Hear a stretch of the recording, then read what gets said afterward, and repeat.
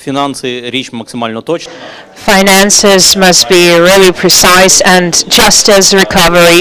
So, ladies and gentlemen, we are going to start our event. And I would like to invite for the welcome words on to invite our honorable guests. But before that, a couple of organizational questions. Our shelter, we have a shelter in case of air raid alarm. We will interrupt our event, including broadcast, and we will go down to the shelter. Coffee right next door to us. We have participants live and online. So if you have questions, please raise your hands. Let us know. Online participants, please, your comments via a broadcast on our page or on YouTube channel. We accept your questions. And now one more small announcement. Alexander Kubrakov, Deputy Prime Minister for Restoration, is now at the meeting concerning but he will join us shortly. But Alexandra Zakhina is with us today. Please, also Katerina Maternova, Ambassador of the EU to Ukraine, Ola Egber Mikkelsen, Ambassador of the Kingdom of Denmark to Ukraine, and also Roxolana Pidlasa, Head of the Budget Committee of the Verkhovna Rada, MP of Ukraine. Maybe we will have other guests. I will announce them if necessary. Good afternoon, everyone. Thank you very much for the opportunity to hold this event. Thank you to the European Union Anti-Corruption Initiative. Thank you to the Ministry, to the NGOs who help us along the way with the transparency, accountability, and recovery. So this is to continue our meeting on September 7 that was organized within the framework of the restoration of Ukraine, and we today will show the results of the research conducted by the Basel Institute for Governance, and we will talk about our vision of the future of this fund and other funds that have as the basis three advances that we've achieved through this fund. The throughout and thorough digitalization that allows for transparency and accountability. Secondly, opportunity for communities to submit their projects to finance restoration. Before, we haven't had such an initiative, and we formed it with the ministry to allow for the funding of the restoration. And thirdly is the use of the independent methodology, and the colleagues and experts will talk about it today. But it's important for us to have this component of presentations, but also the live discussion, because on the one hand, we already have achievements and advances in Ukraine that testify to the possibility of using donor resources and plan the system and see the system in one single format. Together with that, we understand that a lot of challenges are forwarded to us by a Ukraine facility, and of course with our technological digital advances are not enough if we talk about a specific understanding of common priorities and common tasks and how we are going to fulfill them.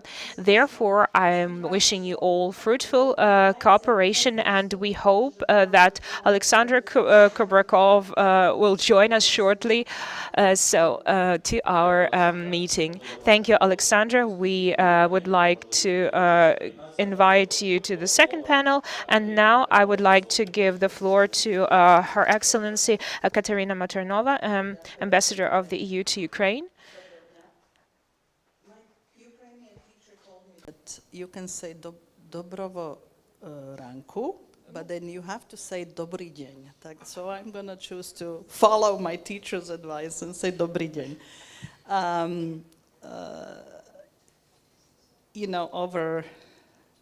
over the last year and a half, there has been almost a cottage industry outside of Ukraine to have panels on and conferences on Ukraine reconstruction, and many of them had the theme of accountability and how are we going to make sure that all the billions and billions and billions of euros, dollars, yen, other currencies coming into the country are not going to be stolen, misappropriated, etc.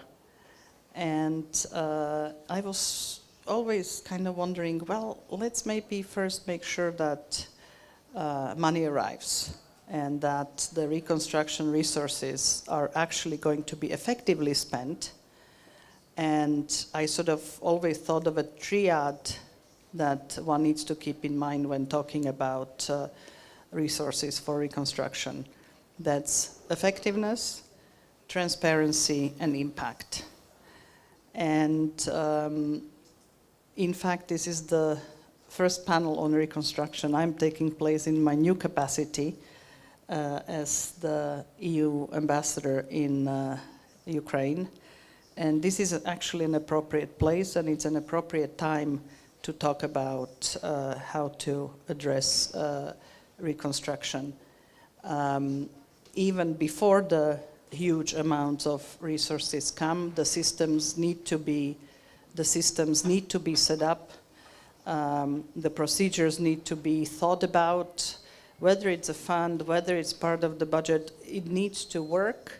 It needs to be transparent, but it also needs to be effective and sufficiently flexible.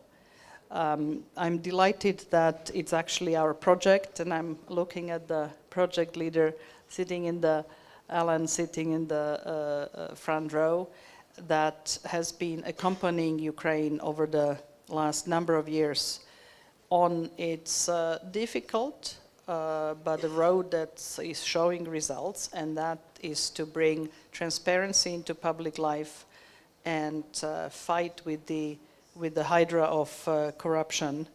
We are now discussing a third iteration of this project. We are doing it, the EU, together with one of the key member states that are looking after transparency in public life, Denmark, and we are going to have the third iteration. So there is really a continuation of paying attention to it. I would like to say that we have collectively contributed quite a bit to both the build-up of the anti-corruption institutions, as well as to helping programs such as Prozoro, etc., come to life, and also have contributed a lot to the advocacy for anti-corruption, because this is an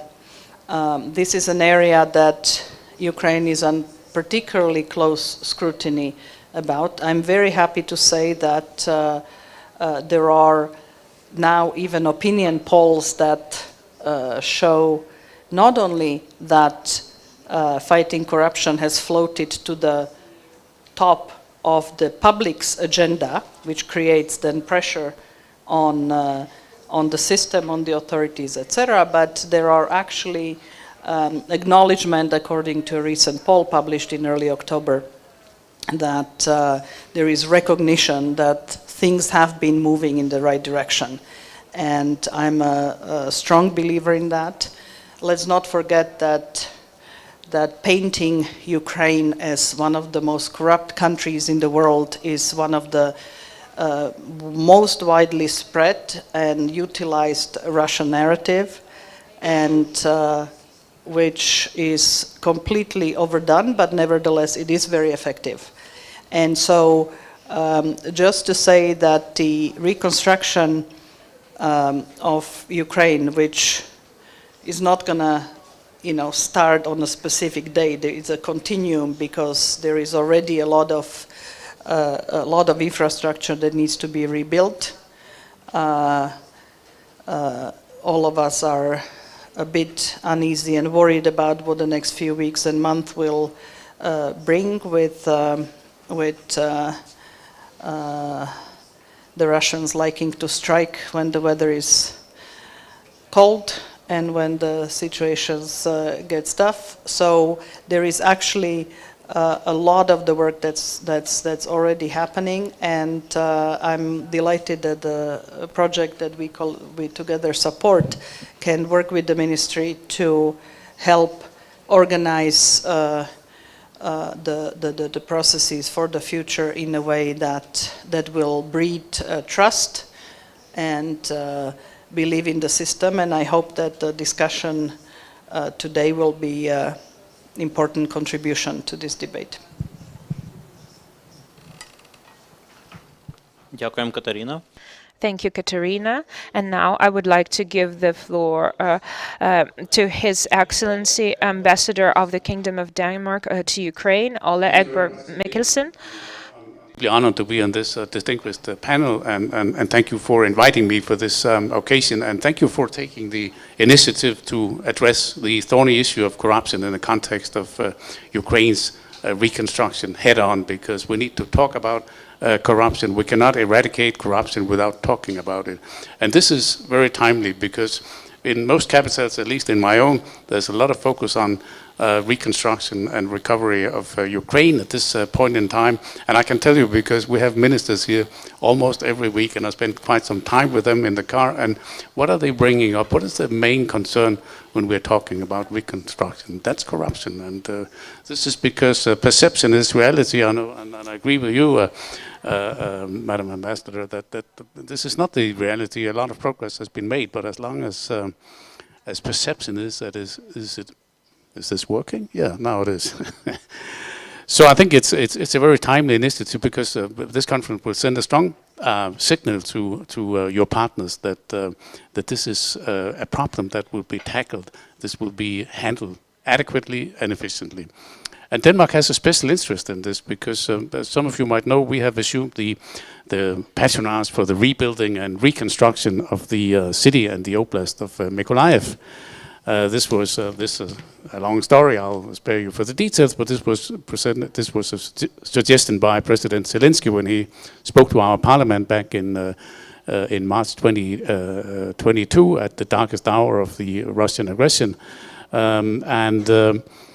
he urged Denmark to assume the patronage for the rebuilding of the city of heroes, as he said. And the initial reaction was actually quite hesitant, because there were voices saying, well, that's a bit risky. We're not normally doing this. We should do this through multinational institution. And what would be the expectations? Would there be an expectation that we should finance everything? And what about national cohesion? And what about national priorities? How could they be taken into consideration?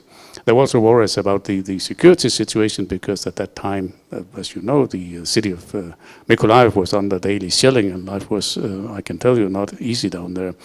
But last but not least, the main worry was actually corruption. Some were saying that by assuming the patronage, we would, for the reconstruction process, we would be directly exposed to the risk of corruption. It would be less risky, some people are saying, if we give the money to multinational institutions and they assume the risk. So there were many arguments against this patronage, but our Prime Minister, who came to Kiev just 1 month after the speech of President Zelensky, was very clear in his decision. She said, we cannot wait for peace and a big plan. We need to start supporting reconstruction right now. And this is what the President of Ukraine has asked us to do, it, and we will do it.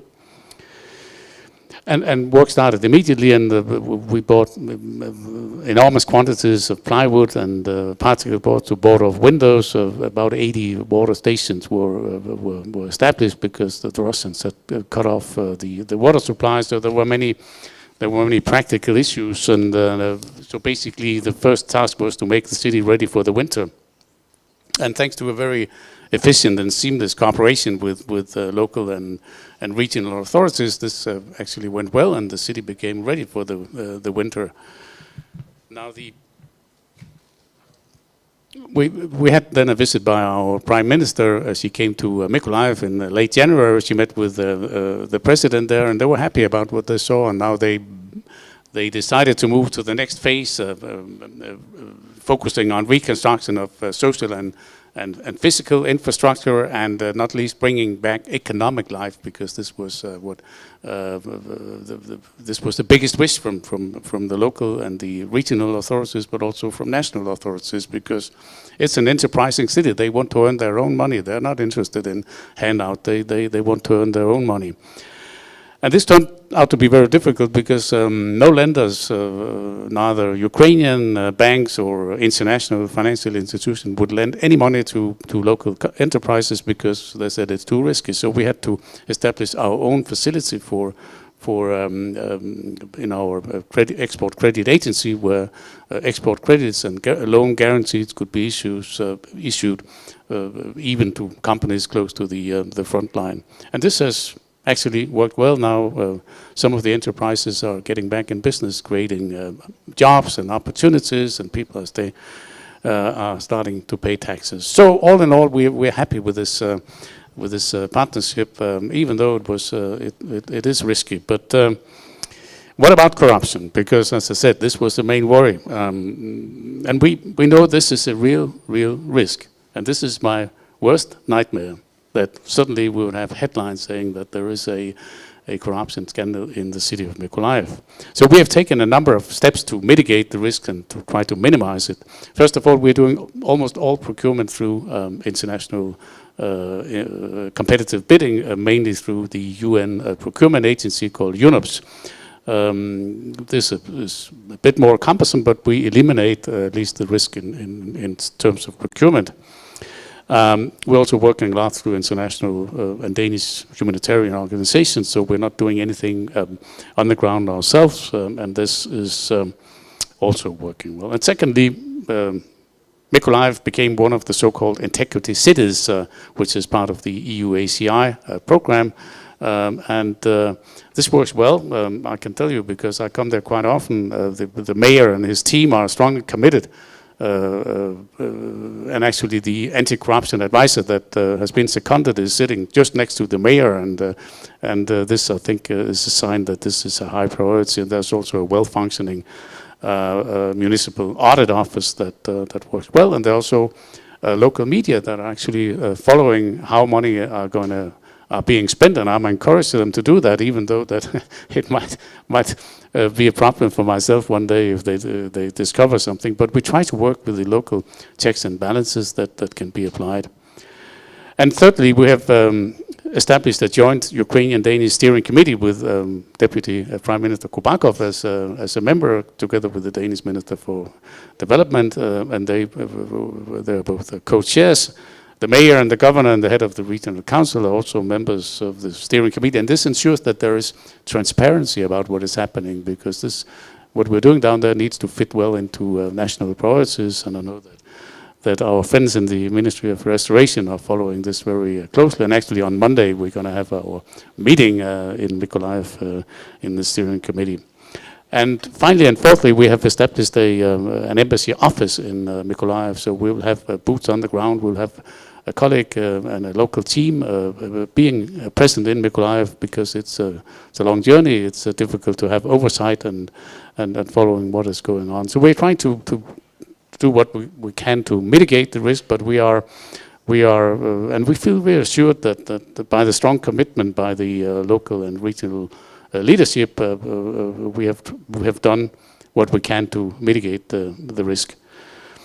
So this is what we're doing. We know there is a risk. We hope that we have been able to mitigate it, at least for the time being.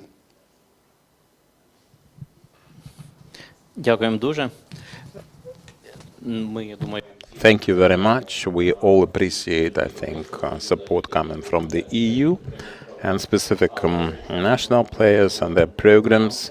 But when we discuss finance, we also discuss the national budget of Ukraine with all its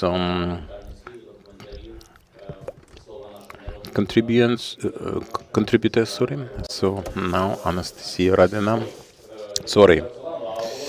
Roxolana. I was thinking about corruption. Roxolana Pidlaza, head of the Budget Committee of the Parliament of Ukraine. Thank you very much. I'm going to speak English and I'm going to speak budget. And I was told that I have to tell about and I have to discuss at this very conference financial aspects of renovation. And I would like to apologize in advance for the fact that my welcome speech is not going to be upbeat or inspirational, because frankly, there is...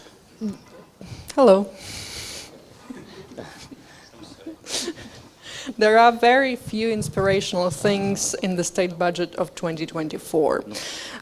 We're looking at the voting in the parliament next week. We know that it will remain the budget of war.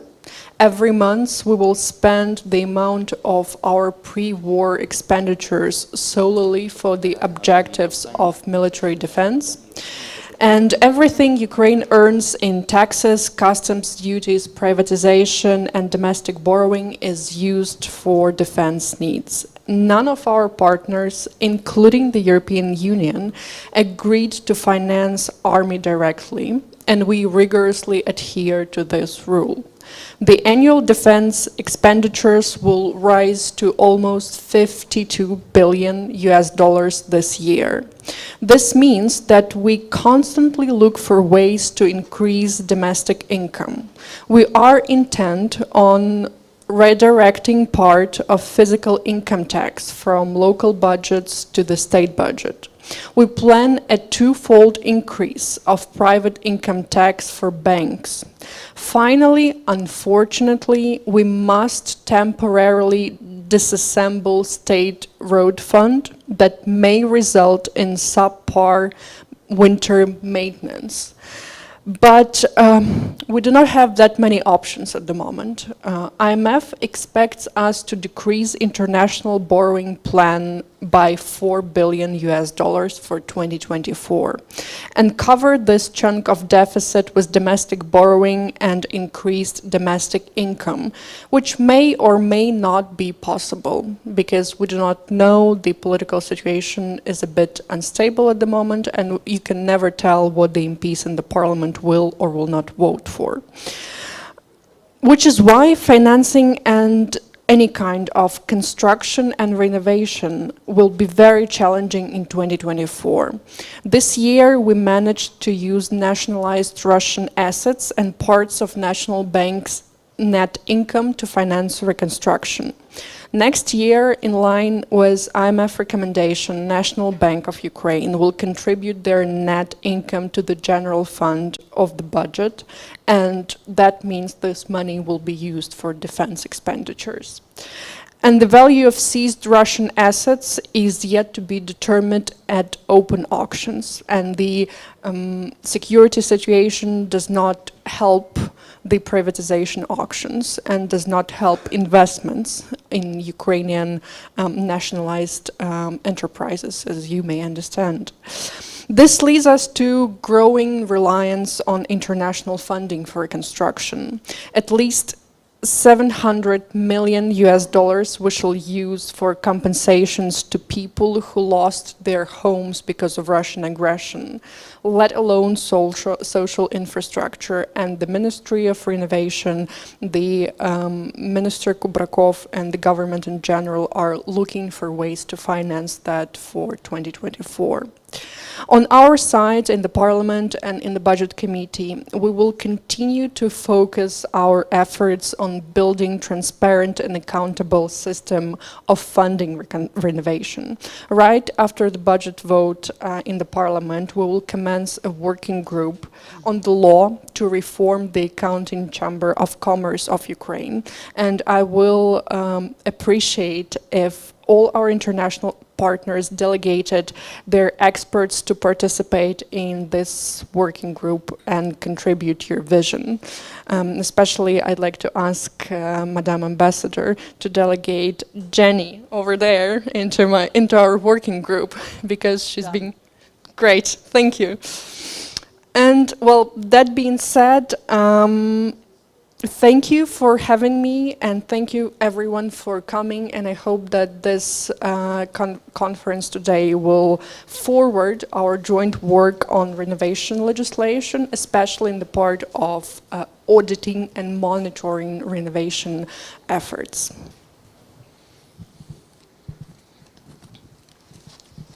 Пані Роксолана, дуже дякуємо. Слова важкі, слова... Thank you very much. It's hard to utter such words, but it is necessary, a necessary pain. We have to revisit the European standards by way of compliance, and Vice Prime Minister Alexander Kubrakov is with us. Dear colleagues, thank you very much, and sorry for being late. I had a military council to hold, literally speaking, and we understand some things, but a spade should be called a spade, as the saying goes. It sounds strange to me when we say the road fund, great needs, we understand. Let's be frank there, this road fund, at least 50% of it could have been left alone, because 1/4 will go to paying interest for the loans. From the World Bank, EIB, the history interest, and the road building cannot be stopped. Let's decide that in winter we'll be using money from the reserve fund. We could have kept 50% of the said funds, prohibits capital expenditures, understanding the state of play, and that would have been a wise decision, because if we want some business to invest with 2-year, 3-year contracts in new equipment, financial leasing, they should see some sustainable mechanisms still working. This is one thing. Secondly, procedures. We're talking about transparency and accountability. Those procedures are related to the reserve fund and road fund, two different kettles of fish, so to speak. And if we discuss this thing, it's this thing. Let me tell you that the amount is not going to change. The amount of money to be spent by the state for servicing the sovereign debt and maintenance of the roads of national importance. This is the same kind of money, but the procedures are to be changed. And if we are talking about that, let's consider that there are several options, and let's not be deceitful with ourselves, because this is a story which is obvious. This reserve fund is a totally different procedure. Now the liquidation fund. Very shortly, let me tell you that in fact this year,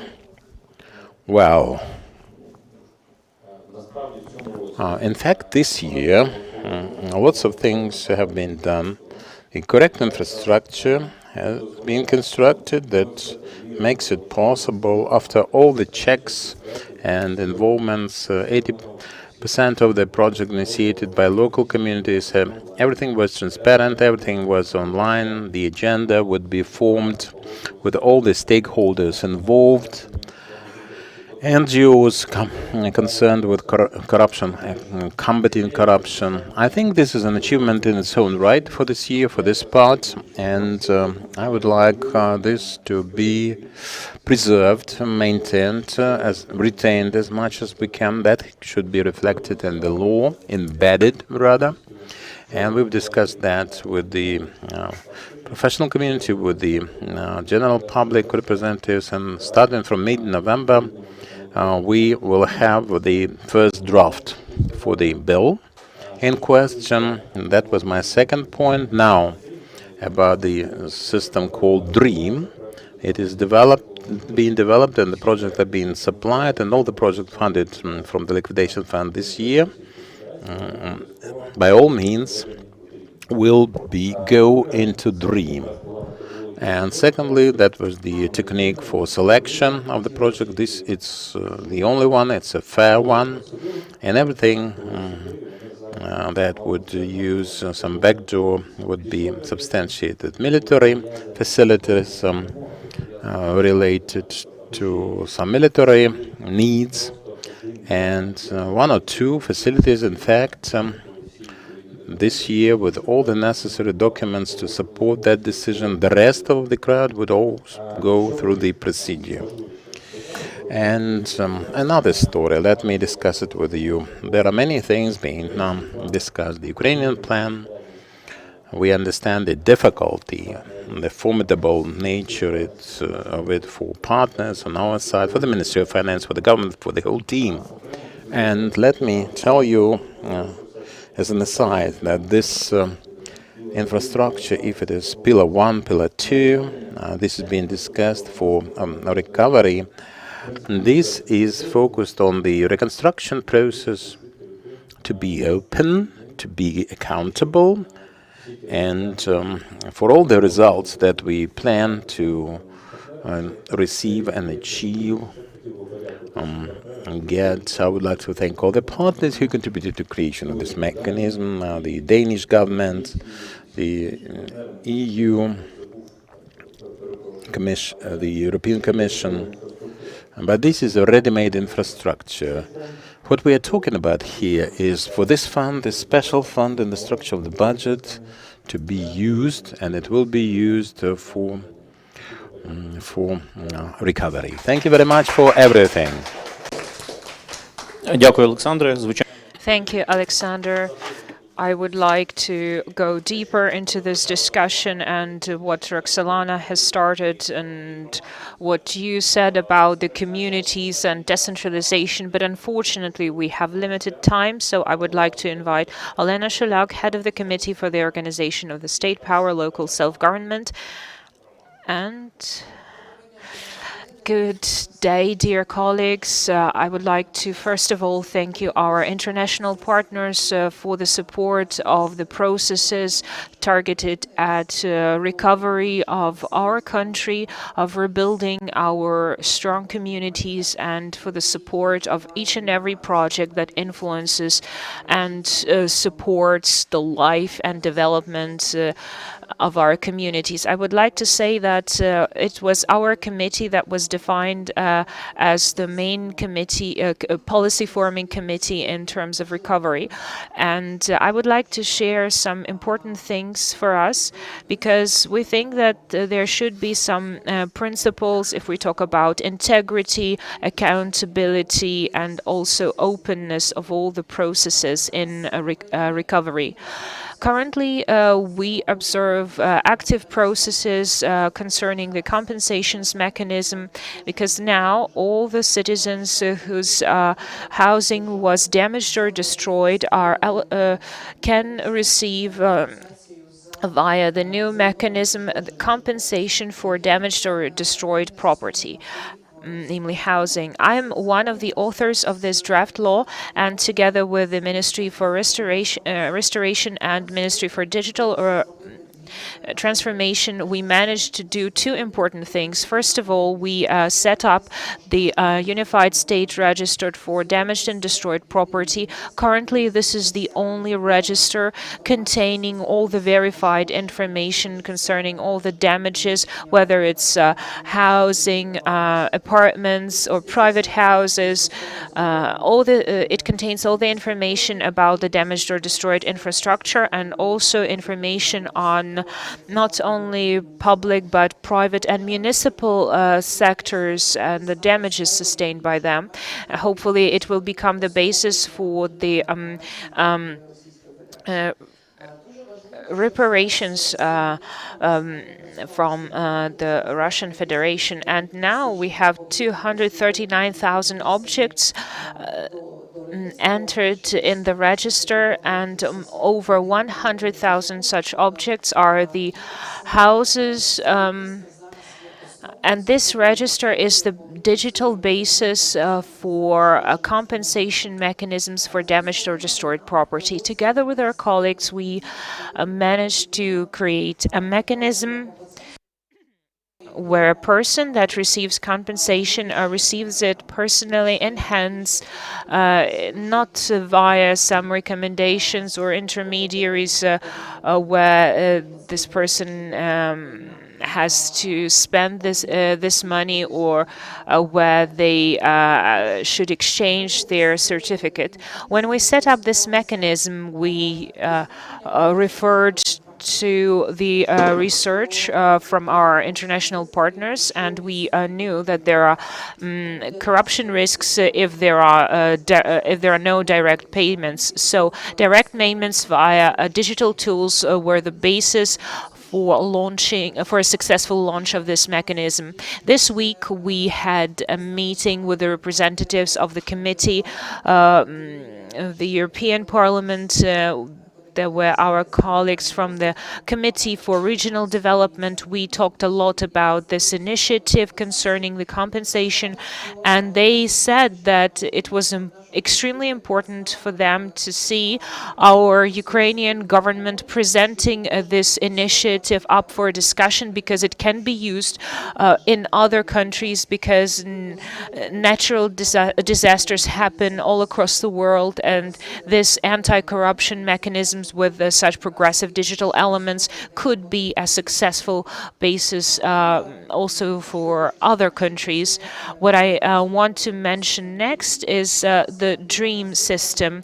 We are now actively working on in the parliamentary committees to set up legal framework to make this system obligatory for all the communities. We are now seeing the DREAM system transforming itself. It's also can be a bank of national ideas, and it could be used as best practice, and everybody sees everything, and it's important in all the processes connected to recovery.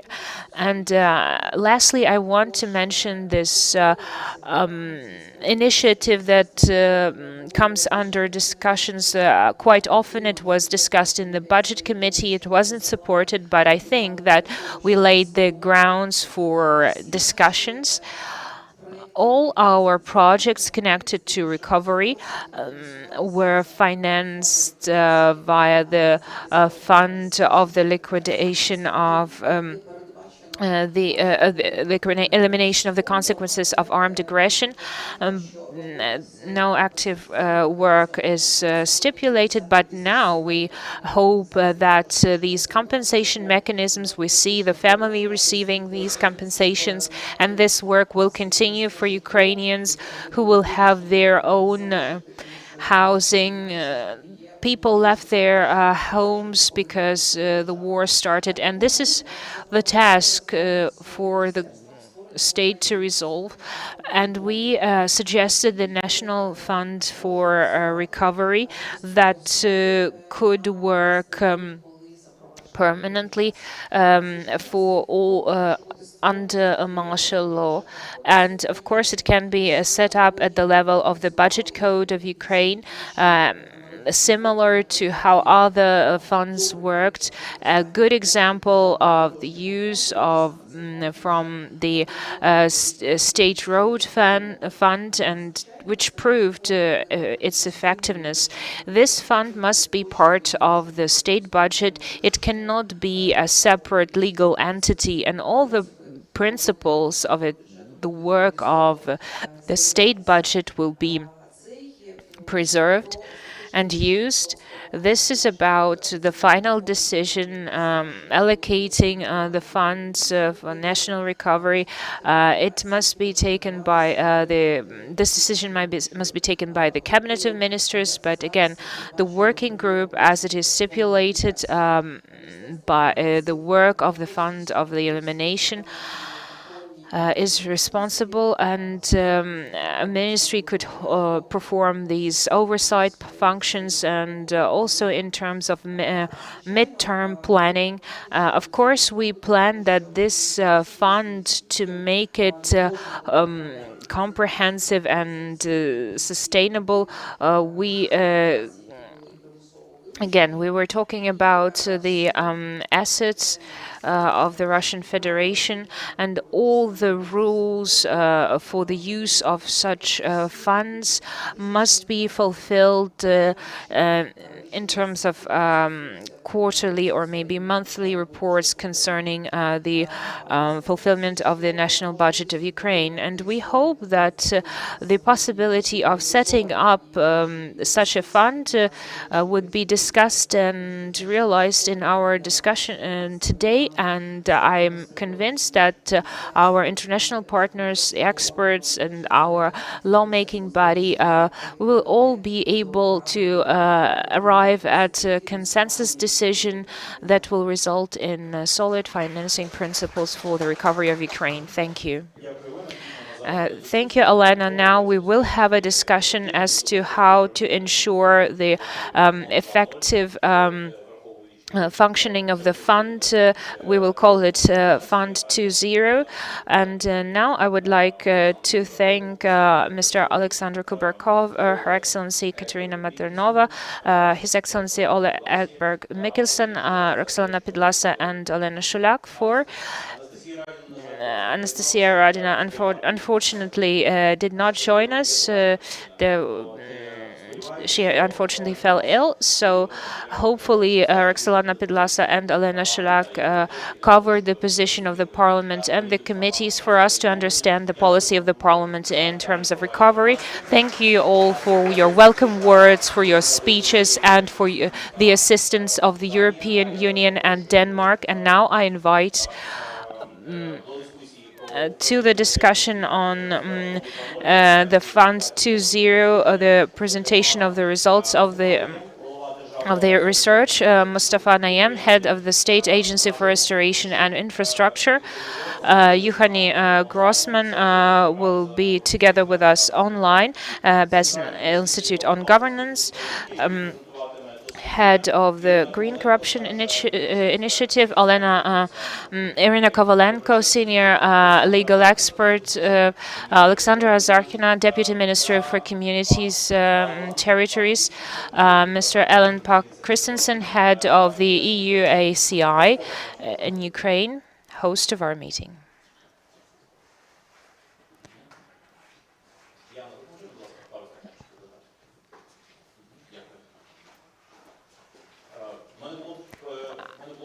I would ask you to, taking into account our agenda and our timing, if you don't mind, if Mustafa Nayem wouldn't mind to have his presentation first. So now we will see this presentation. To help now, Yuhani Grossman, the research of the current situation, Basel Institute on Governance. I hope you can hear me. Thank you very much for having me. It's a pleasure to be here at this discussion, although I wish I was there live with you, but we will work with what we have, unfortunately. I have already left up from my last trip. So first of all, thank you for having me and in this discussion. And I wanted to highlight that the study that we conducted, very in close cooperation with Iwachi and Irina, and in fact we're sort of presenting together. I'm presenting our findings and she's presenting the solutions. I think it's important to stress that as we were doing our interviews, as we were doing our document review, we really found a tremendous amount of commitment from all the staff involved in it, tremendous amount of commitment in rolling out these 300 projects, picking the best ones, and improving their quality as we went along. So and nowhere in our study and our interviews did we hear or see any accusations of corruption or anything like that. Nonetheless, we are corruption experts, so we always have to find some ways to improve things. And so today I'll try to talk about that a little bit, and I hope you can see my presentation. So first of all, we looked at the liquidation fund very closely. We conducted a whole bunch of documentary reviews and interviews. And we tried to see where are the potential areas that could be vulnerable to corruption. So we're not investigating actual corruption. We're looking at areas where there could be risks or there could be a perception of it. I should also state clearly that we did not look at any military objects that might be funded through the fund, and we did not look at the project design phase. So we started our review when the projects arrive at the ministry for review. And then, of course, DREAM, as Deputy Prime Minister Kubrakov already mentioned, is a crucial element here, and I'm sure we'll talk about it separately. It also wasn't part of our review because DREAM wasn't an active part of the system back during the first 2 rounds that we reviewed. And so there are sort of 7 points broadly that we wanted to highlight. Again, none of these are acute concerns, but they are items that probably should be considered in whatever format funding for reconstruction happens in the future. And so the first is, as is normal for any new system, there was a whole lot of communication back and forth between the communities, the gromadas, as they were designing projects and then submitting them. Perfectly understandably, perfectly normal for a new fund to have these kind of exchanges. Now, these exchanges were done in a very informal way. There was typically by telephone, so there were no records of those.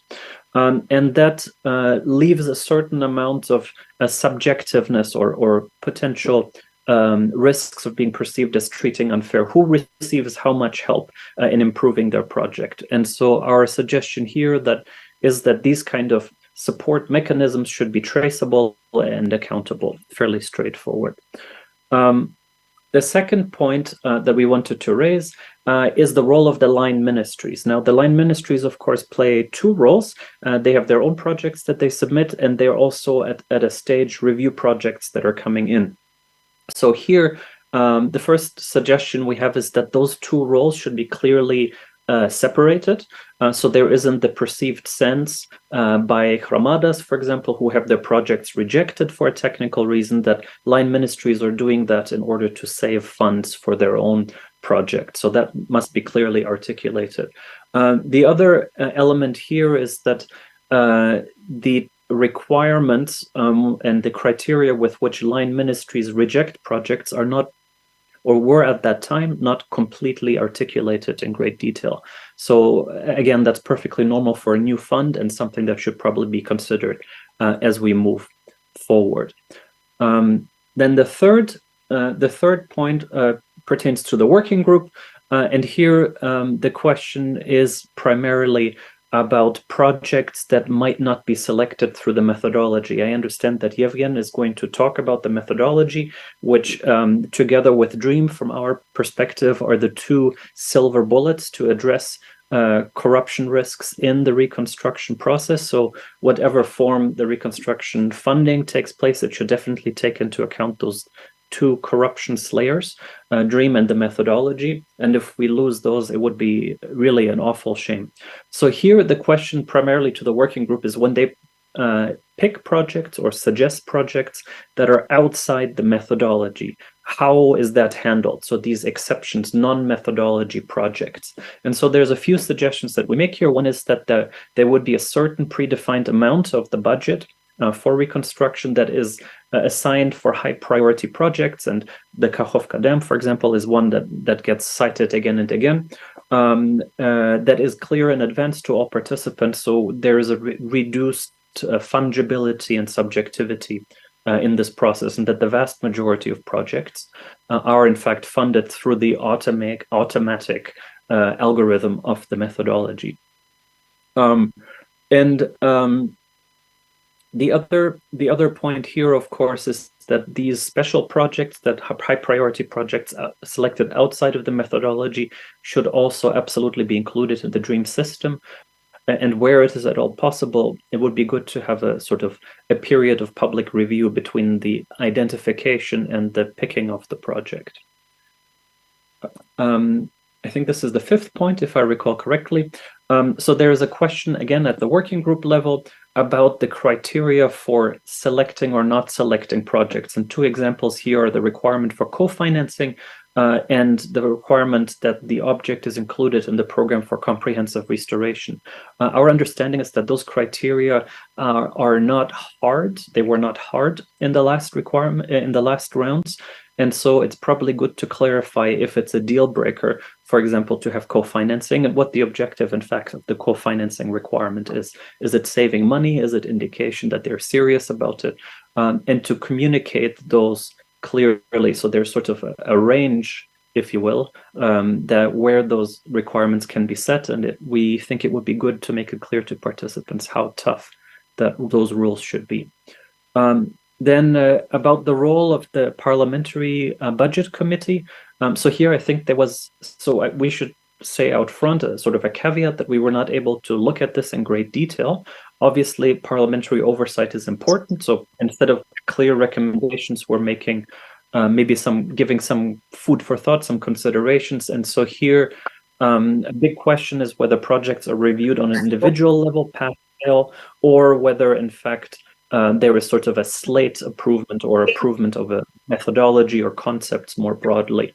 And our feeling is, from an anti-corruption perspective, it would be much better if we're not looking at individual project approval, because there are certain risks associated with that. Finally, we're talking about community engagements. And so here we wanted to just highlight the fact that based on the interviews that we conducted, it's clearly a learning curve, a steep learning curve for Hromadas to design solid projects. Some have taken the step of hiring specific proposal writers to help with these. Others really struggle with it, and so whatever efforts we take, they will clearly require a lot of public education at the Hromada level, so they're able to adhere to the requirements. And I'll probably leave it at that. Just to say that we also looked at the control systems that are in place already. And here we found that on the prevention side, there were quite a few systems already in place. And of course, Ukraine, the fund and Ukraine in general benefits from perhaps one of the most sophisticated anti-corruption systems in the world. So the question is just how to apply these tools to restoration funds as well. So we found that on the prevention side, there were quite solid systems in place. What wasn't quite clarified yet was if there was any accused wrongdoing, if there was an accusation of corruption, if there was a whistleblowing complaint, how would these be handled in regards to the fund and restoration funds? So this is an item we think that's important to clarify as a feedback loop should the prevention tools fail. And with that, I thank you for your attention, and I hope I didn't take too much time, and look forward to the rest of the discussion.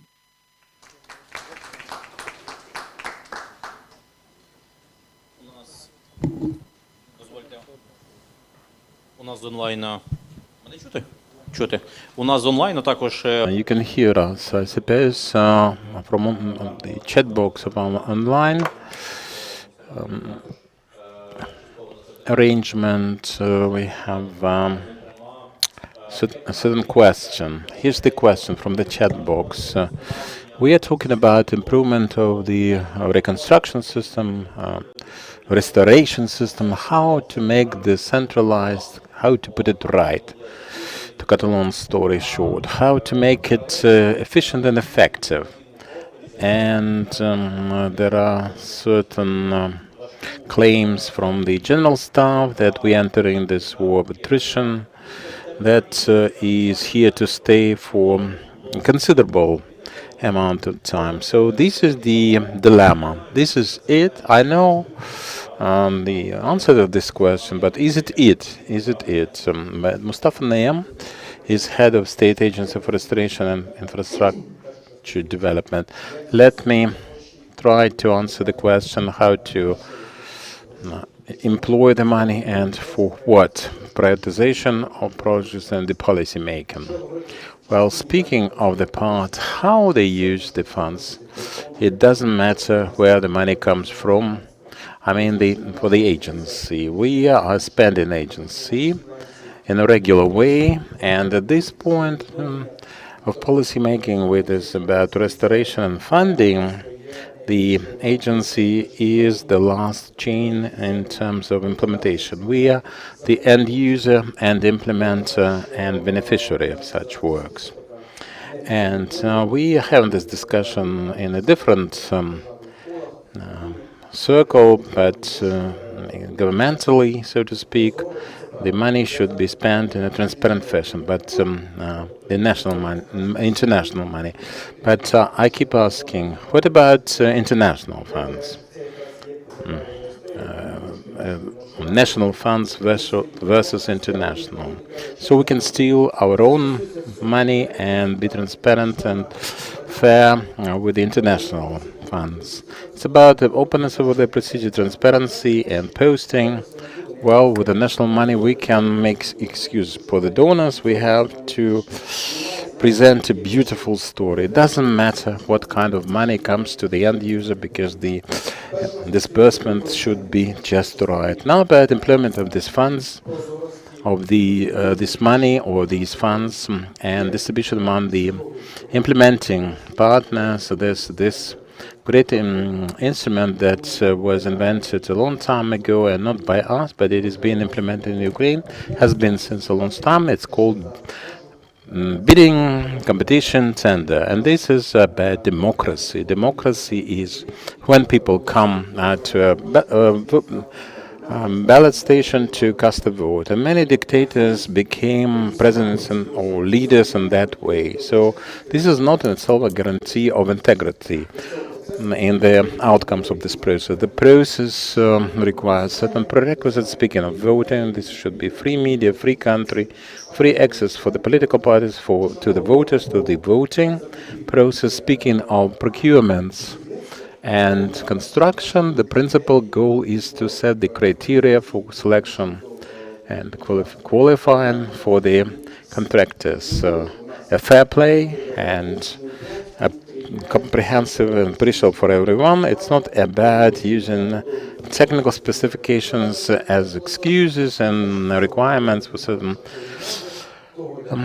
technical characteristics, and people can be intimidated or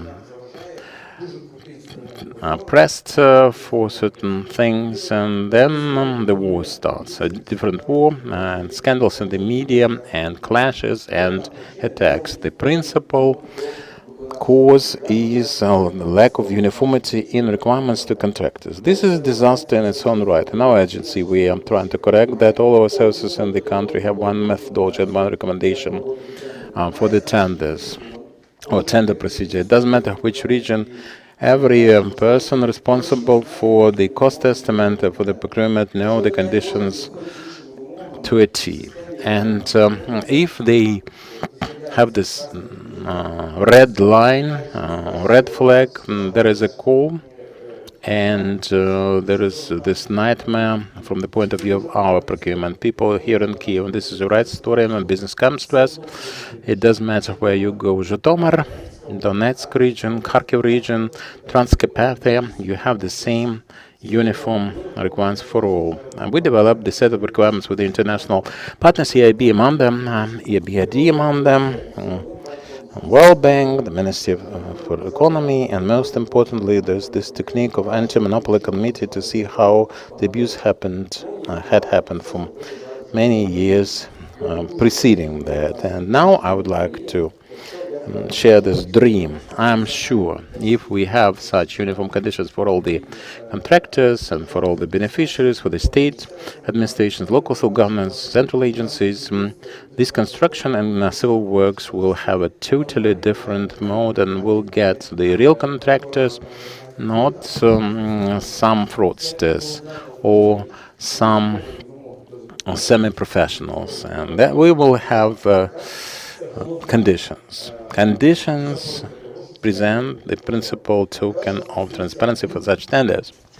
Now, speaking of selection of projects and designs, the use of such money, where the money is spent, this is a different story, because we are in the system of coordinates where simultaneously we have decision-making from the local governments and priority setting or wish list.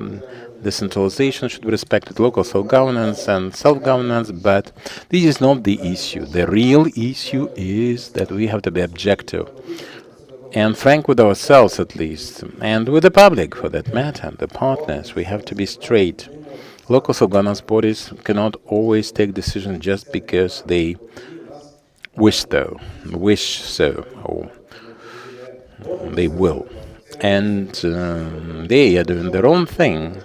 We appreciate and respect that. But if they're spending the national money, the money belonging to the nation, the money coming from abroad, but we'll have to repay all that with the interest on the loans. So it means that there should be some coordination. This is reason number one. And the reason number two, unfortunately, local self-governance bodies, and it's a normal thing, it's a cool thing, are very egotistic in protecting their interests. But their egotistic interests can be to the detriment of a neighboring region or neighboring community who would like to do the same. I have given you this example. We run 2 schools in 2 regions. One is necessary, another is unnecessary. The other is unnecessary. And whoever interferes with that, no matter how wise or professional, somebody will be pointing fingers at somebody else. One community telling that, sorry, this is not a base school. You will have school buses, and that school is to be a base school with more expertise, better teachers, and it is going to provide more services. One of the communities is going to be dissatisfied. And this is a normal story, normal discussion. So this is not the issue about dissatisfaction, it's about objectivity. Now, what do we have to do that? With that, the Ministry of Restoration, since the very beginning, I'm not talking about the on-the-ground special project institutionally, the best story is methodology. This is how we identify the project. Alexander is going to discuss that, I hope, as intensively and as quickly as I do. And, because without criteria, it is impossible. We talk about the outcomes, why this is there and that is not, and who is responsible for the gaps and shortage. Now, speaking of restoration, let me discuss our agency here. I'm very happy that we have, after 8 months since creation of the agency and our operations, it's not a matter of pride, but it is in normalcy. None of the project has ever had any public scandals or non-public scandals, criminal investigation or proceedings instituted. So we got rid of some people. We had our own conclusions. The most important thing being that we can see that trust in the governmental agency as a beneficiary is much higher now. And I would like this status to be preserved and even promoted further in procurement and spendings and the internal procedures. Thank you very much for your attention. Sorry for being a bit slow in my discussion. Our experts have to reach the second panel now. We have another expert discussion. Alexandra Zarkhina, now that Mustafa and I am, and Irina Kovalenko. Well, Mustafa has presented the analysis. And now, let's come to recommendations. So, Irina Kovalenko, senior legal expert, head of the Integrity Support Group for Support of Integrity, EUACI. And how will we improve that for the 2.0 version? We have to show the presentation. Let me speak my English, which is very good, I believe. But let me, by way of introducing this, say a couple words about the ideal, universal, versatile way for the projects to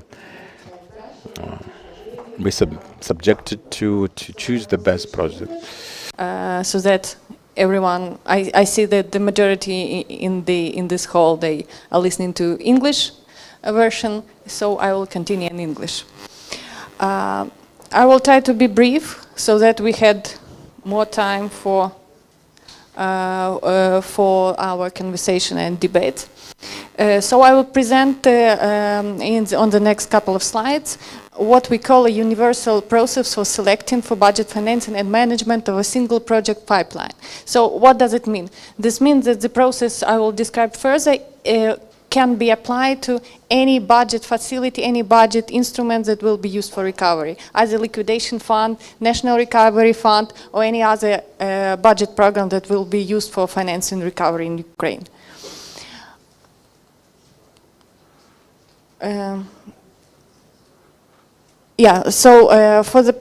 Based on our review of the existing practice, we divided all processes inside the liquidation fund or the fund into two big baskets. The first basket is the regular expenditures. That are those planned expenditures for recovery that can be projected and can be combined into some single planned project pipeline. The other part of current expenditures, the liquidation fund, is the emergency expenditures. Those expenditures in the normal situation when we are in the post-war, maybe they will not be so important, but currently as we have a constant shelling of Ukrainian energy and the housing, those there is a constant need to respond and the very timely respond to those big damages to Ukrainian infrastructure and housing. And I will talk about this emergency procedure a little bit later because it is a kind of simplified procedure as compared to the regular baskets. Now we will focus on the regular basket because it is the major part of the fund's funding, and this is what we focus on currently. The four main pillars of the regular procedure is a full digitalization so that everyone can see everything and all information is in one place in the DREAM ecosystem. The decentralization, so we take into account the needs from the local authorities, and we're doing planning bottom-up in terms of the fund. Prioritization as a basic requirement for selecting the projects, and further accountability of those projects that were selected for financing, and we need to see how the funds is used and that they are used in an efficient manner. We determined 16, I can't switch the slide, not sure whether it works. So we have identified 16 basic steps from the announcement of the project selection and up to the project completion. The majority of the steps you can see. Colleagues, I'm not sure that it's the final version you're showing now.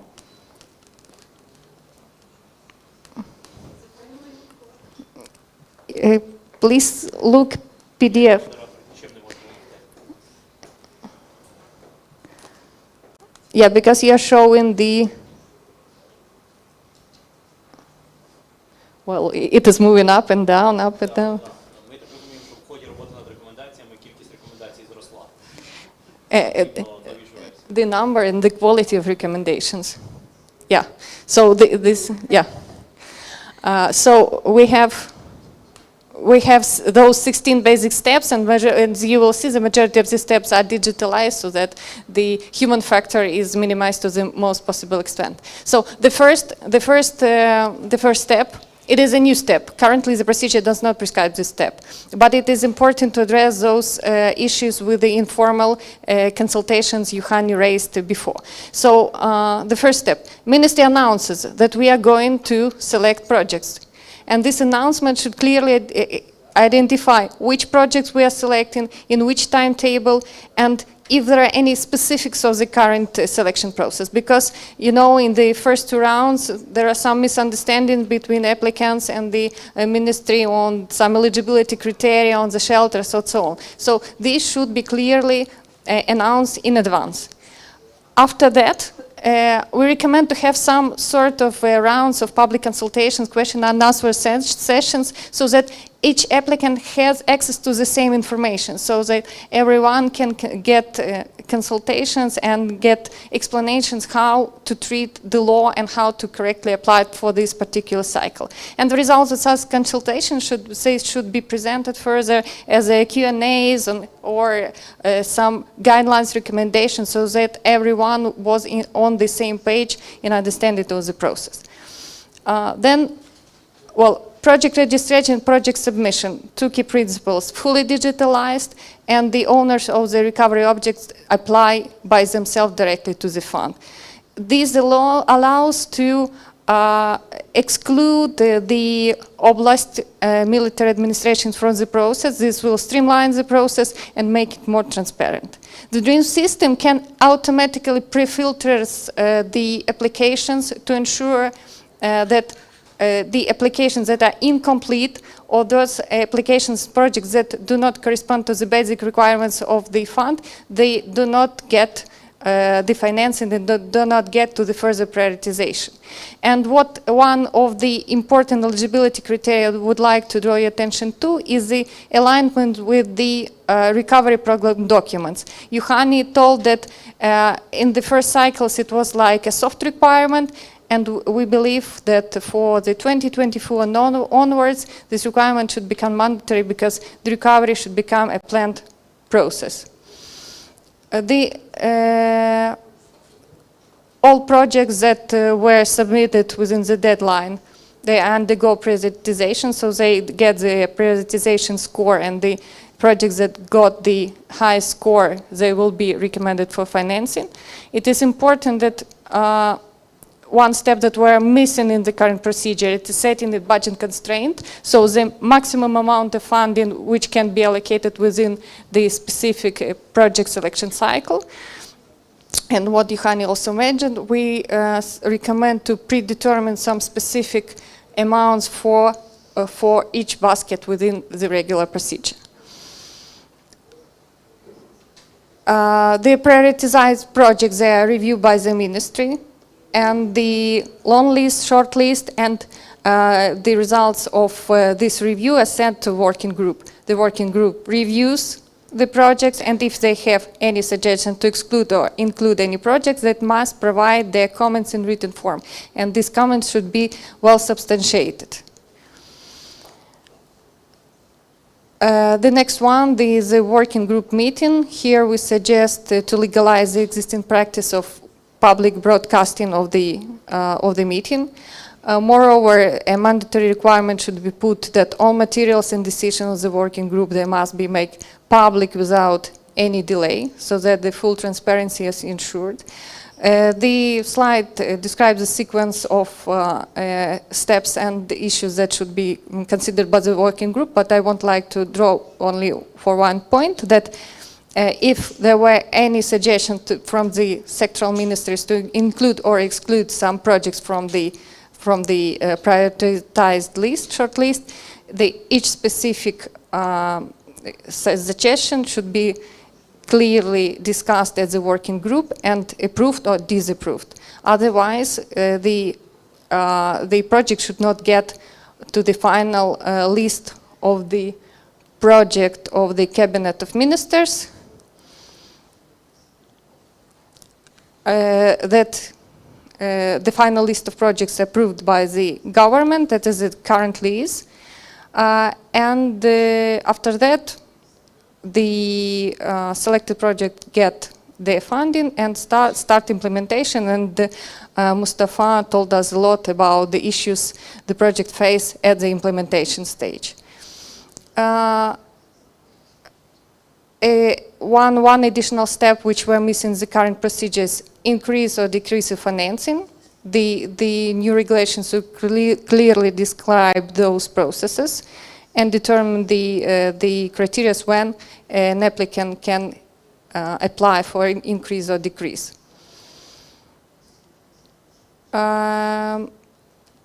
This slide describes the reporting. I said that it is important that the project implementers were accountable.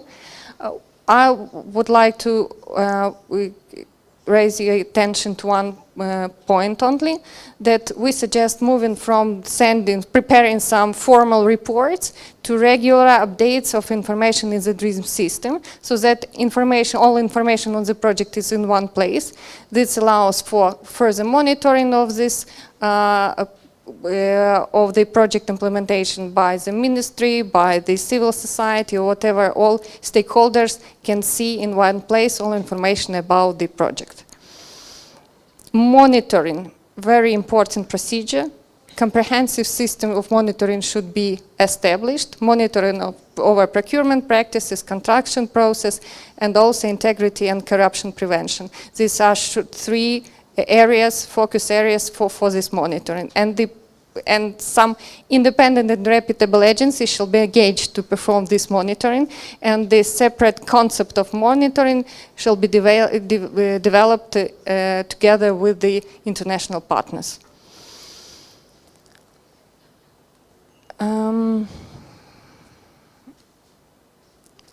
Well, for the emergency procedure, the procedure is simplified here because time is of the essence. There could be like softer requirements for the registration in DREAM. It could be post factum registration, and this decision could be made based on the direct initiatives of the sectoral ministry of the local authorities without this procedure at the intergovernmental working group part. But it should be important that emergency expenditure procedure could be initiated in a very limited number of cases predetermined in the regulation. So what are the next steps? We need to draft relevant regulations and put all those ideas in place into a formal legal act. Once the Parliament approves for the state budget for the next year, all these regulations would be adopted, implemented, and, well, starting January, the updated fund with the improved processes could start working. Thank you.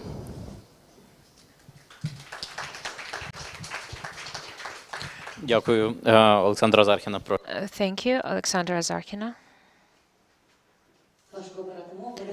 It's hard to choose the language. So, first of all, I would like to thank the European Union Anti-Corruption Initiative and the colleague from Basel Institute for their work. Okay, anti-corruption language. Good job. So, basically, we do just appreciate and we're very grateful for the work which experts did. Frankly speaking, for me personally, it was a challenge because imagine when you are acting as a public servant, I'll say it in Ukrainian, у межах та спосіб. In the way and within the means. New rules, new practices, totally new instruments, and in the same time, you need to work in an existing frame. And every time I'm saying that we were using the Fund for the Liquidation, the Consequences of the Armed Aggression as a testing field, part of me just over-reading different, like a law enforcement bodies' letters to me saying what you've done. Because basically the truth is that we were reforming and running. We knew from the beginning that we are committed to transparency, accountability, proper planning and allocation, which is also part of the corruption prevention policies, but we knew that we're going to make mistakes. And I know that our strength and the most strongest position in the way we were working with the fund was the way we made it in a very inclusive way, the way we were trying to put as much as possible data-driven solutions into the system, the way we were making it on the transparency at each level, but at the same time, we knew that we need to be better. And that's why it was our own initiative to invite the experts and to analyze the fund. We also have here Martina Boguslavec somewhere who also did quite a good research and analysis of the fund. And we also used her recommendations.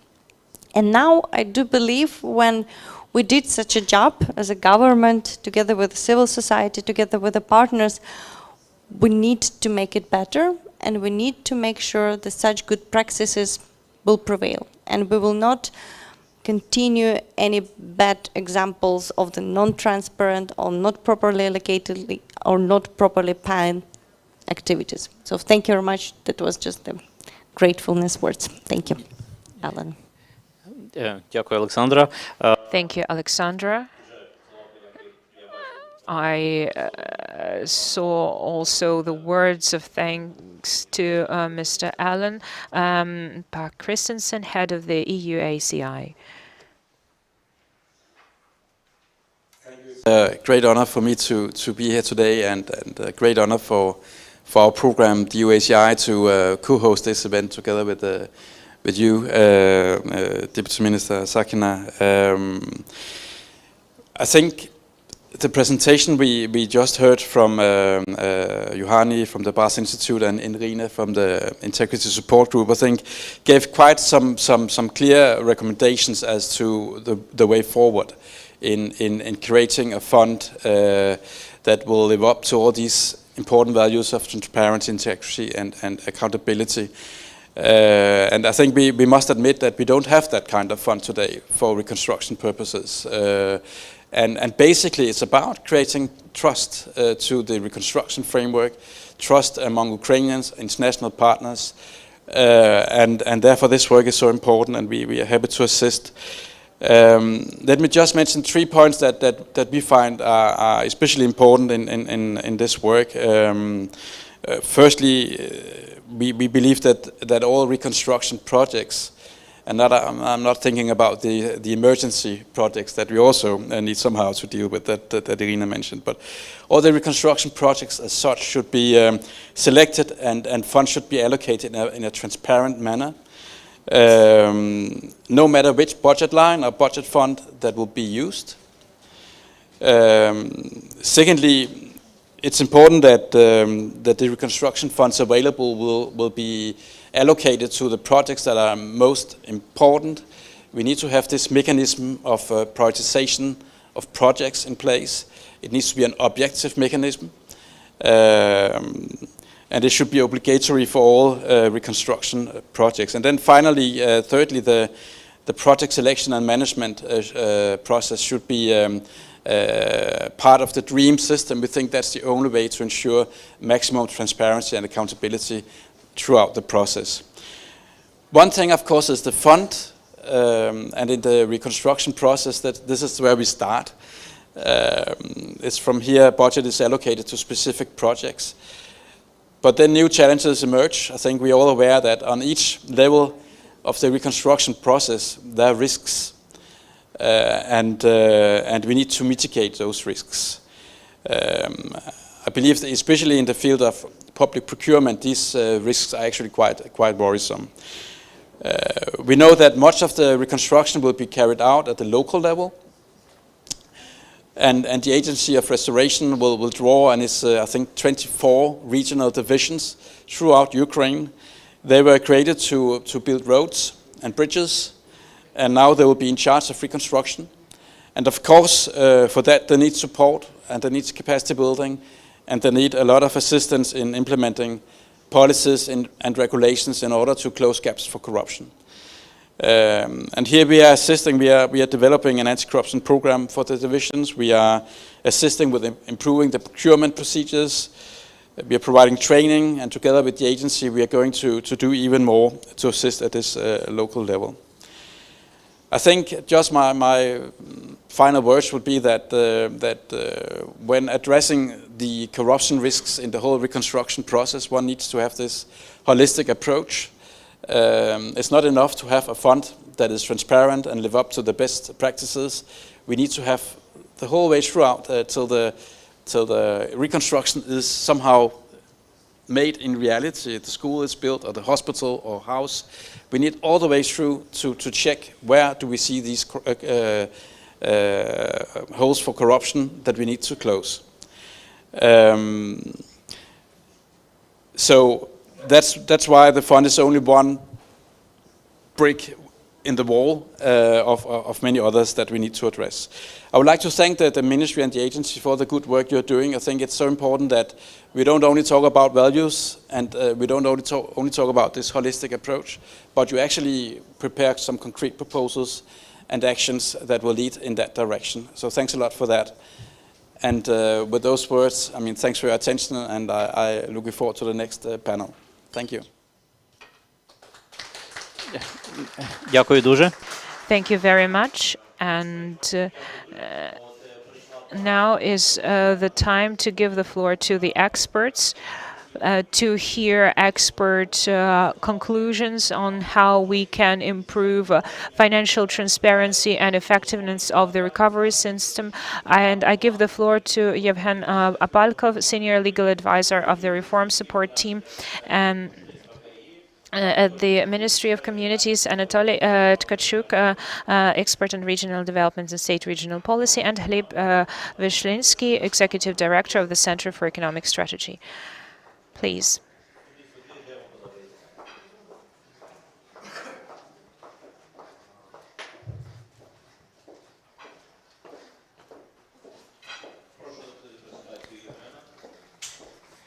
We are now going to see Yevhen's presentation.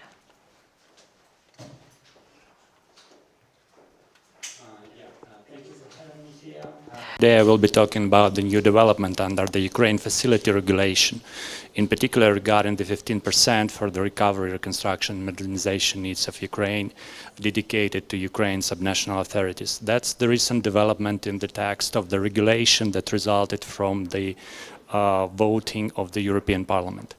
Next slide, please. Yeah, thank you. Before actually talking about a financial administration of the 15%, I will set a background by explaining why a single project pipeline under the Fund for Liquidation was set up in 2023, how the recovery budgetary facility can be a financial vehicle for the 15% funding, and in addition to that, I will also outline the development of Ukraine cohesion policy and how it can be incorporated in the project selection and financial administration of the overall. And also, I'll end up with the high-level process flow. That you can see the text of Article 6 of the regulation resulted from the voting in the European Parliament. So you can see that 15% was added to the Chapter 3 of the regulation. Chapter 3 of the regulation, that's the part dedicated to the non-repayable financial support of the European Union. So currently the text reads that 15% of overall Chapter 3 funding is for the recovery, reconstruction, modernization needs of Ukraine's subnational authorities, such as regions, cities, and local communities. And also in the regulations recital, there is an explanation on why it was actually envisaged in that form under Article 6. And you can see that the focus is on supporting the multiple roles that Ukraine's regional and local authorities play. And that's the reason that this narrative, it goes at the moment through the text of the regulation. Just a basic flow of the disbursement regarding pre-financing disbursement and regular disbursement provided under Ukraine's facilities. So that's just to set up the background. So you can see that there is a pre-financing that is to the level of 7% of the non-repayable financial support, and there are also regular quarterly disbursement based on the quantitative and qualitative achievements with reference to the Ukraine's plan. Also, in this regard, it is important to outline Article 6 2E requirements. That's requirements for Ukraine regarding the development of the Ukraine's plan. So you can see, for instance, in Para 1 that there is an emphasis on the actual recovery, reconstruction, and modernization needs. And that actually corresponds to the changes that I outlined earlier regarding the Article 6. I'll try to explain how it is important, why it is important for the regional and local levels, and I'll do that with reference to the RDNA 1 and RDNA 2. So that's the basic regional statistics that was gathered for the regional and local projects. And you can see that a significant part of those projects, the needs were significantly increased with regard, for instance, for housing. That is particularly dedicated to the local and regional needs. And also we have significant increase in healthcare and education. Just a small remark in this regard. I'm talking about RDNA 2, meaning that the RDNA 2, the recent one, assessment, it covers the period between February 2022 and February 2023. So the recent development resulted, for instance, from the terror attacks of the Russian Federation on Ukraine's port infrastructure. They are not reflected in this statistical data. Overall, you can see that the damages also increase significantly sector by sector.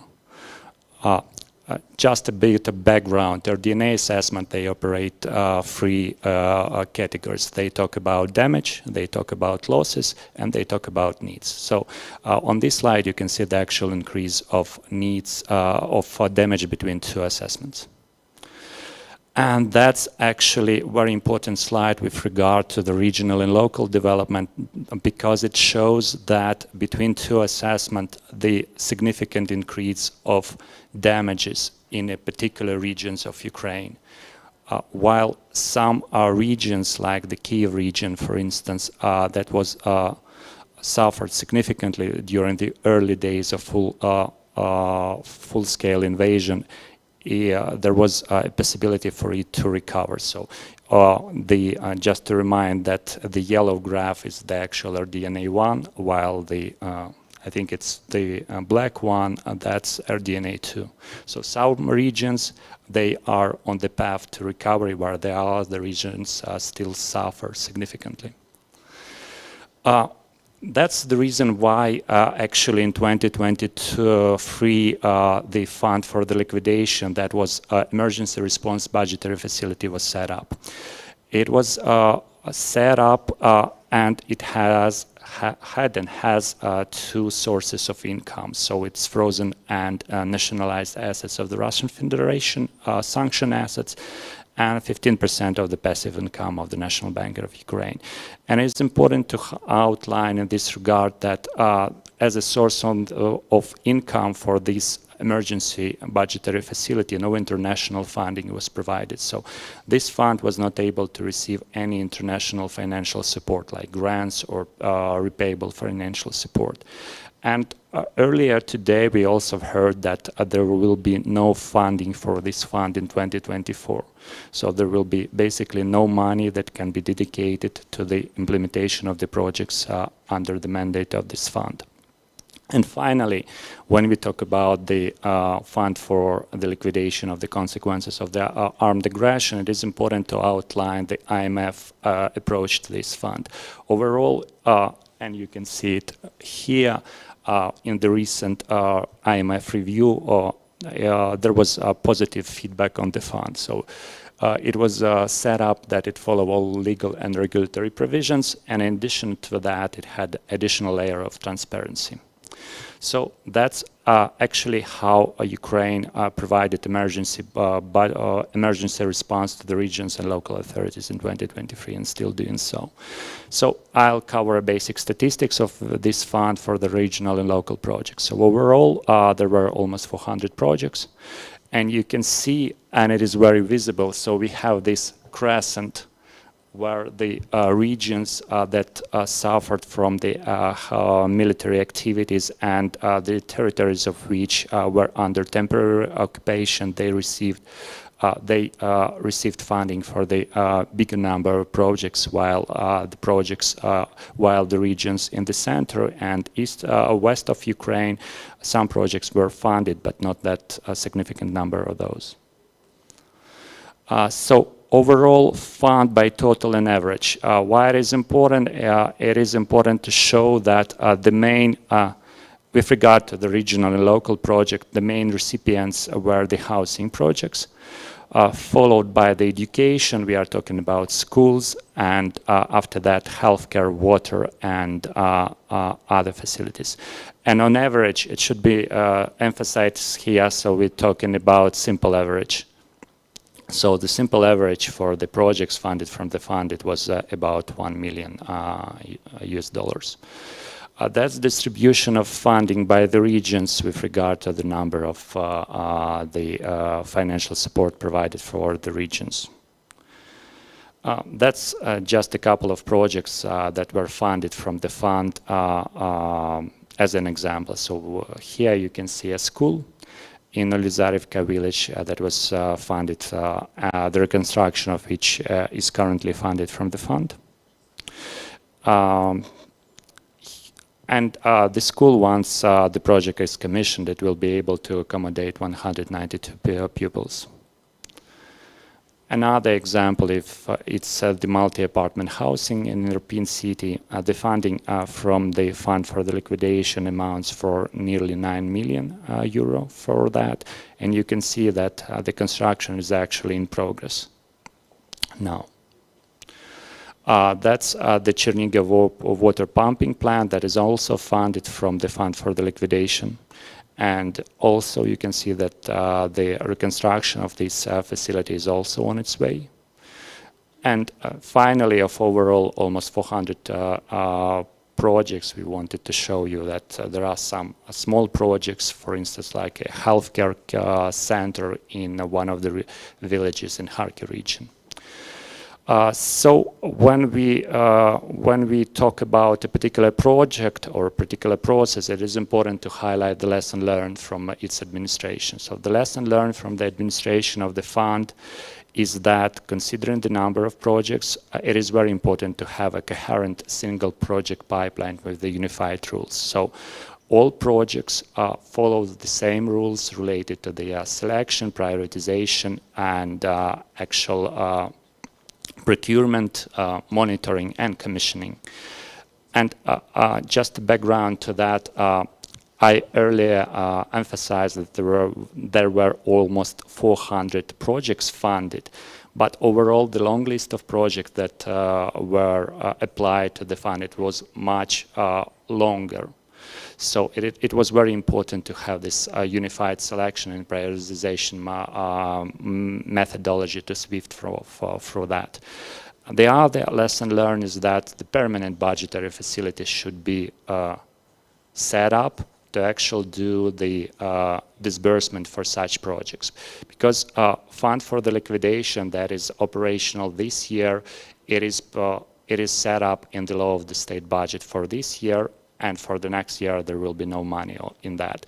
So the position is that such a permanent budgetary facility should be a part of the budgetary code, because the budgetary code set up the framework for the operation of public finance, while the budget law set up the framework for one particular year. The third lesson learned, and it is very important because it relates to the actual communication with the international partners, is that international partners overall are very hesitant to work with the budgetary facility that has the sanction and nationalized Russian assets in that. And the position in this regard is that until there is a global consensus related to the Russian frozen assets, there will be this hesitance to provide international funding to the budgetary facility that has one of the sources of its funding, the frozen Russian assets. And the third lesson is actually the follow-up of the earlier discussion, is that since there is no funding provided for... Євгене, я перепрошую, ми заслухалися, а в певний момент... I'm sorry. It's a beautiful presentation, but we are mesmerized, but the time is running, and it is running up. And its capacity support. So Ukraine is currently working on its cohesion policy, its state regional development strategy. It is the strategy that will set up the basis for the addressing the discrepancies between different regions resulted from the full-scale Russian invasion. And this regional development strategy will be a part of the project/election methodology. So it will be one of the criteria that the project will be assessed on. We are working on the recovery budgetary facility, and that's the actual mission, values, and vision and goals for that. Recovery budgetary facility can be set up as the ring-fence funding vehicle, meaning that, for instance, 15% funding provided by the European Union can be secured and dedicated only to the recovery, reconstruction, and modernization needs of Ukraine, subnational authorities, such as regions and territorial communities. Finally, it's not working. Could you, next slide, please? Yeah, thank you. So if we talk about ring fence funding, the process flow will be distribution of funding under Chapter 1, where the 85% will be dedicated to the general part of the state budget, while the 15% will be dedicated to the recovery budgetary facility that will disburse this money to the Ukraine subnational authorities. And basically that's the similar thing for the regular disbursement. And finally, there is a blueprint of the process flow of how it can be managed in general. So overall, regarding the 15% funding, it should follow the requirements of the regulation, in particular Article 16, with the full reporting, monitoring, and auditing as required by the European Commission. Thank you.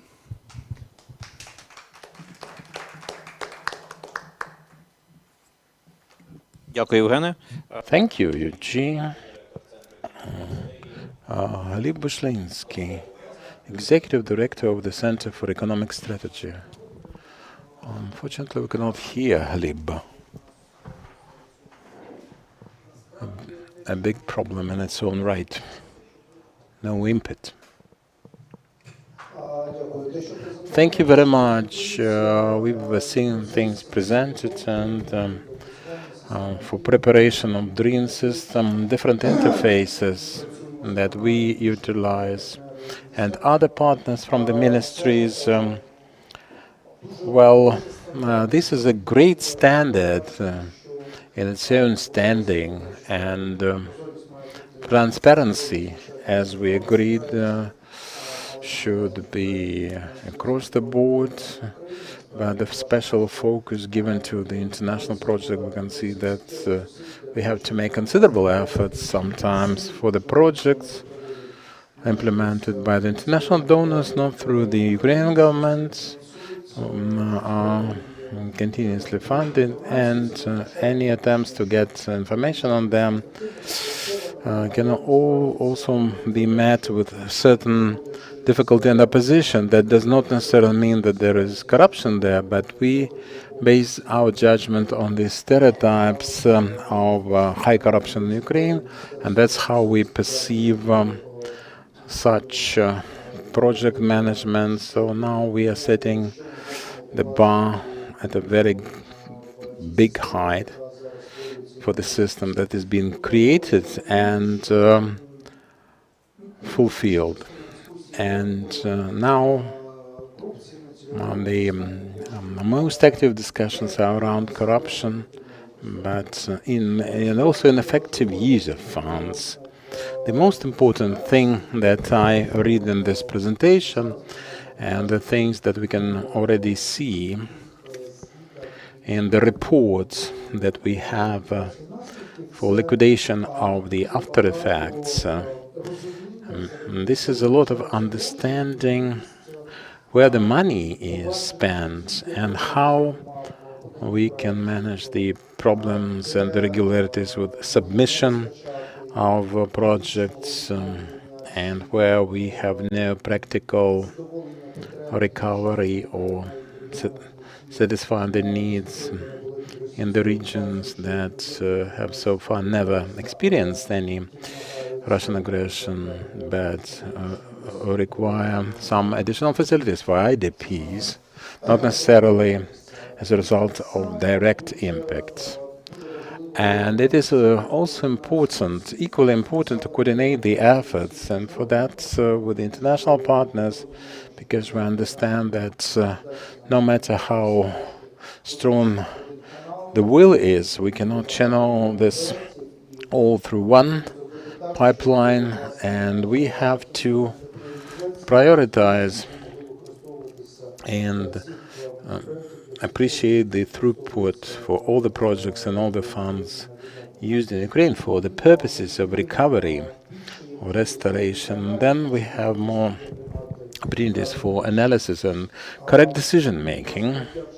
Now, as I have already mentioned, with the EU, we have another project for recovery and reconstruction and restoration of Ukraine. And the beautiful thing about it is the opportunity to analyze the trends starting from regional, sectoral, and this provides the opportunity to hold discussions at promoted levels, not just boiling it down to I and 9I. Well, this is not a matter of just singing praises. Well, we have to be very substantial with information received from all the donors. Eugene was presenting, and in fact, this is one of the ways to channel that partially from the facility for restoration, and the Vice Prime Minister was discussing a reaction to the change or shift of priorities for the budget of 2024. And I think that we still need, in the first place, to appreciate, to evaluate the achievements with the mechanism available from the point of view of transparency, analytical ability, controllability for decision-making with the scarce resources that we still have at our command.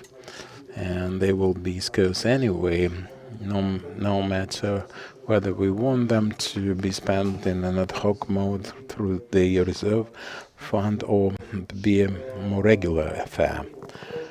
And the last point I would like to draw attention to is the fact that with all the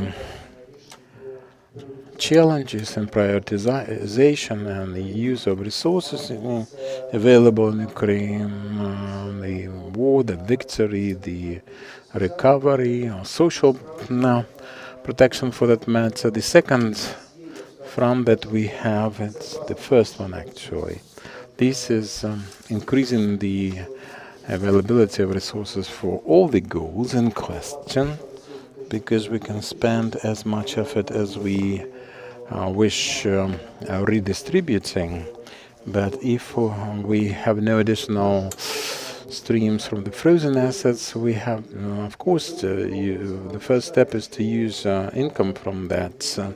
But it does not mean that this should be delayed till further notice.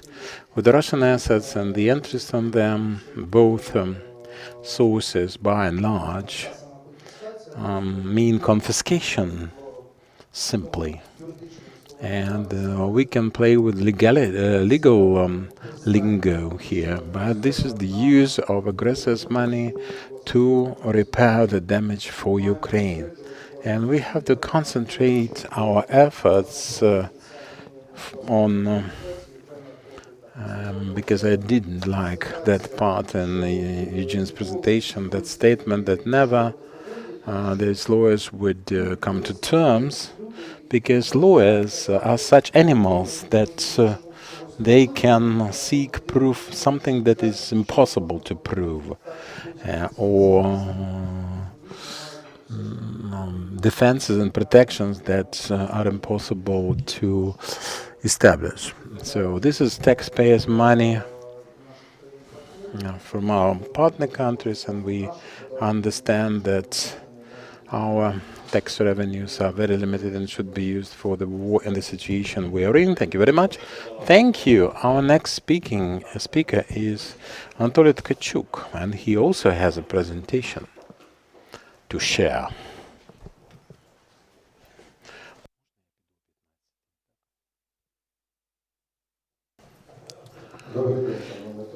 Dear ladies and gentlemen, I've never dealt in anti-corruption activities, and this is my first opportunity to contribute to this mission. And I've listened to many speakers and have this queer impression lieutenants and captains who would like to become captains and mayors listen to us, because each time we have the reshuffling in the political leadership, the openings crop up for lieutenants and captains, and they start prosecuting their predecessors. And such prosecution or persecution is actually caused by the chaos in our documentation. And you can always find a flea in that mane, so to speak, leadership and protocol. In the conditions of war, leadership comes first. Fast-track decision-making. With the war, we have no protocols to stick to after the active phase. Lieutenants and captains will appear again, saying that the funds are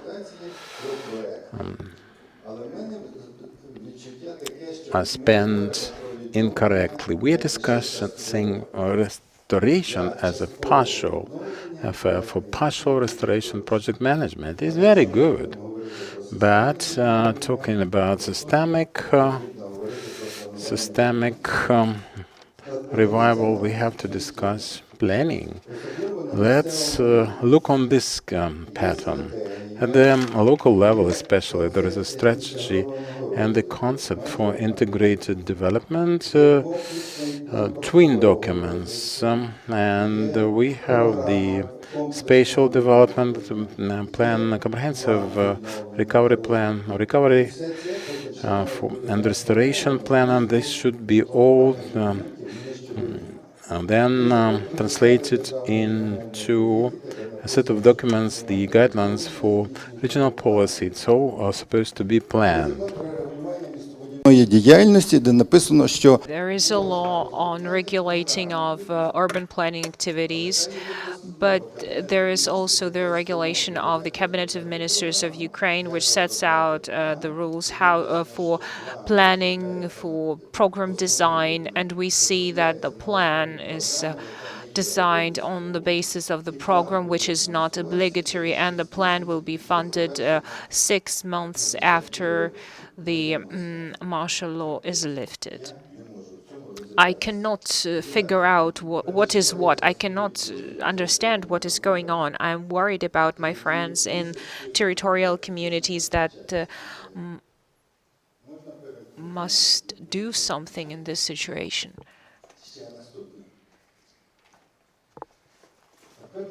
Here, please look at the map. It is good when we talk that all across Ukraine we need to have the same requirements to everyone, but unfortunately the territory of Ukraine looks asymmetrical. That first red line along the Russian-Ukrainian Belarusian border, this 5-kilometer zone, this is the gray zone where you cannot live.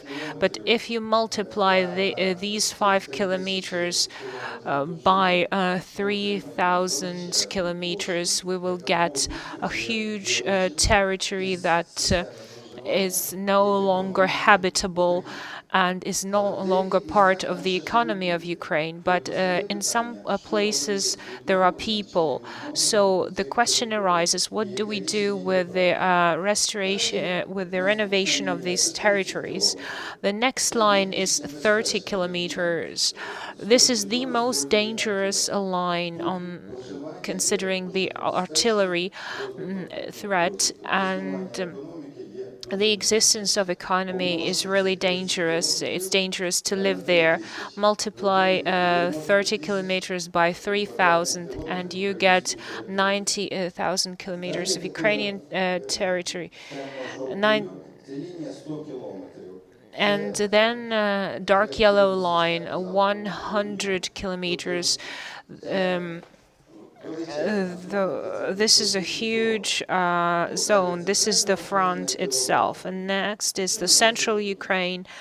And then we have the rest of Ukraine.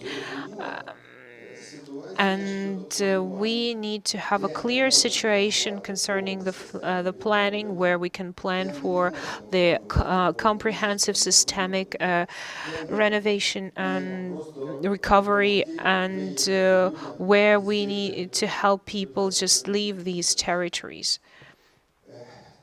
And now look at some of these photos. On the top photo, you see the broken roof and windows. It's easy to make decisions. It's clear how many broken windows, and what tiles should be replaced. And the next photo was taken next to Chernihiv. This is a completely destroyed house. There is no simple solution here to just rebuild it. Here we need some project decision, how to rebuild it, but maybe we need some spatial decisions whether to rebuild it at all. Down below you see Mariinka. A whole city is practically destroyed. What do we do with this city? Who makes political decisions concerning the ways of rebuilding or non-rebuilding? So we are coming back from anti-corruption to planning. We need a clear, understandable system for planning at every macro region. Front one, and center another, and the back and another. So we need this prioritization in the system, because there are issues. When we talk about some same projects, that's one thing, but if we talk about a systemic recovery, then that's another thing entirely. So there is no automatic prioritization possible. So this is where the role of expert community increases, which should provide solutions for politicians, because these would be political solutions. We are rebuilding the whole city or parts of it, or we are recultivating the lands. Those are difficult decisions, but these decisions must be taken. My colleague mentioned 15% of the funds from the European facility for Ukraine. So this funds cannot be concentrated in one sector or in one branch. So I think we could suggest the combined scheme. Part of the funding as subventions to support and maintain the infrastructure if there is. Then the local self-governance will not be able to support the infrastructure, and that would mean, like, in 4 years this infrastructure would be no more. Part of this funding should be allocated to the infrastructure, part of it allocated to the regions to support the strategy for the development of regions, and the third part in support for the state strategy for regional development to resolve some key issues, and maybe another part to allocate to important national projects that will influence all the regions. For example, rapid motorways, and to support the development of the regions which are now blocked. So this is not about corruption. It's not whether 10% or 50% was used inefficiently. 50% would mean a disaster, but it might happen if we fail to assess correctly, if we fail to forecast what is going to happen in the region, if we fail to assess correctly what needs to be rebuilt and what should not be, and whether the people will come back to those places where we invested a lot of money for reconstruction. This is my opinion. Anatoly, the very first example that you gave, that you showed on the screen, how to rebuild, because there was, for example, asbestos in the roof. So whether to install solar panels or any other technology, even the first decision is not easy. So what can we then say about the system as a whole? And I know, because I was a part of the discussion on systematization and unification of all the project planning documents, and Irina Kovalenko and Alexandra Azarkina are smiling. They know what I'm talking about. We need to make the lives for our communities easier, to make these solutions systemic and clear, how we design these planning documents, and maybe to combine them and have them in the digital system. On behalf of the organizers, I was asked to invite you to the lunch and to continue the informal discussion. And for the final word, I would like to give the floor to Alexandra. I was hoping for a discussion, but we will continue this discussion informally during our lunch. I would like to, first of all, thank you all again, because these slides demonstrate the work of multiple teams. And I think that the last discussion is the most important, because this would provide for the deepest expert analysis. We talk about a variety of focal points. We talk about the macro level and micro level, and we talk about the Ukrainian facility, about our capabilities to make investments, to then be able to earn money to prepare for the accession to the EU. So this was a very important presentation, and Yevgen representing the team for the support of reforms of the ministry. We will send these materials to the participants, and we will invite you to engage in this process. So what was the logic, what we wanted to build? Yes, we started our discussion with the fact that we need to somehow protect those investments concerning the reconstruction and recovery, because we need, again, to ensure transparency and accountability of all the processes. We're talking about the necessity of proper planning. So when we come to the planning documentation, we, together with our colleague Anna Yurchenko, representative of the IMF, we showed how this process from the setting up priorities and implementing projects looks like. If we fail to foresee some planning, then our work will never catch up with our priorities, no matter how hard we try. This is the logic itself for a normal infrastructure project that should follow and the good governance standards. And we see, and also we need to focus on specific investments to, again, be able to provide guarantees at a local, regional, and central level to make sure that the plans will be implemented and they won't stay on paper. And then we need financial tools. This was the section where we talked about the possibility of use of those 15% that should be allocated for the recovery at the local and regional level.